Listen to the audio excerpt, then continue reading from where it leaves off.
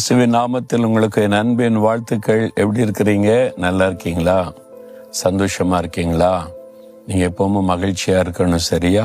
இயேசு உங்க கூட இருக்கிறார்ல. முதல்ல அது இயேசுவே என் கூட இருக்கிறதுக்கா ஸ்தோத்திரம்னு சொல்லுங்க. என்னை நீங்க வழி நடத்துகிறதுக்கா ஸ்தோத்திரம்னு சொல்லுங்க. இன்றைக்கு என் கூட இருக்கிறதுனால எல்லாம் நன்மையா நடக்கும். நான் விசுவாசிக்கிறேன்னு துதிங்க. இன்றைக்கு ஒரு அற்புதம் உங்களுடைய வாழ்க்கையில நடக்கும். சரியா? இன்னைக்கு ஆண்டவர் எனக்கு என்ன வசனம் வச்சிருக்கிறார் அப்படின்னு இருக்கீங்கல்ல. ஏசாயா 31 வசனம், பறந்து காக்கிற பட்சிகளைப் போல சேனைகளின் கர்த்தர் எருசலேமின் மேல் ஆதரவாயிருப்பார். எருசலேம் தேவன் தெரிந்து கொண்ட ஒரு இடம். அந்த இடத்தை பாதுகாக்கிறதுல தேவன் பட்சமாயிருப்பார். எப்படி பாதுகாக்கிறார்? பறந்து காக்கிற பட்சிகளைப் போல அவர் பாதுகாக்கிறார். அப்ப நீங்க தெரிந்து கொள்ளப்பட்டவங்க. கர்த்தர் உங்களை தெரிந்து கொண்டிருக்கார்ல. உங்களை ரட்சித்த என் பிள்ளை, என் மகன், என் மகள்னு சொல்றாருல. அப்ப நீங்க தேவனால் தெரிந்து கொள்ளப்பட்டவங்க. உங்க மேல தேவன் ரொம்ப அக்கறையா இருப்பாரு. உங்களை பாதுகாக்கிறதுல கவனம் செலுத்துவார். பறந்து காக்கிற பட்சிகளை போல உங்களை பாதுகாப்பார் என்பதாக.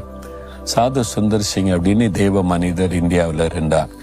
அவர் ஒரு சீக்கிய வாலிபனாக இருந்து இயேசு தரிசனமாகி ரட்சிக்கப்பட்டு இந்தியாவில் பல உலகம் முழுதும் ஊழியம் செய்தார்.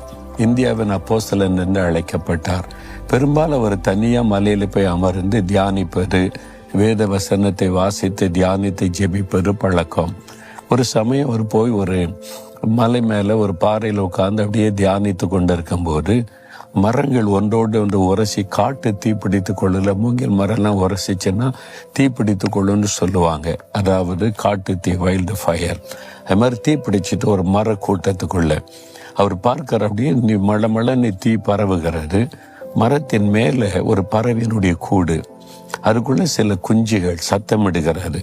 நெருப்பு அப்படியே பறவை அந்த குஞ்சுகள் சத்தமிடுகிறது. சாது சுந்தர் சிங் பார்க்குற, ஐயோ, ஒரு பறவை கூட்டுக்குள்ளே சில குஞ்சுகள் இருக்குது. இந்த நெருப்பு போனால் அது அழிஞ்சிருமே. காப்பாற்றலான்னு முயற்சி பண்ண போனால் சுற்றில நெருப்பு, இவங்க நெருங்கவே முடியாது. அதனால ஒரு பரிதாபத்தோடு பார்த்து கொண்டே இருக்கிறார். திடீரென்று எங்கிருந்து வந்ததோ தாய் பறவை வந்து விட்டாரு.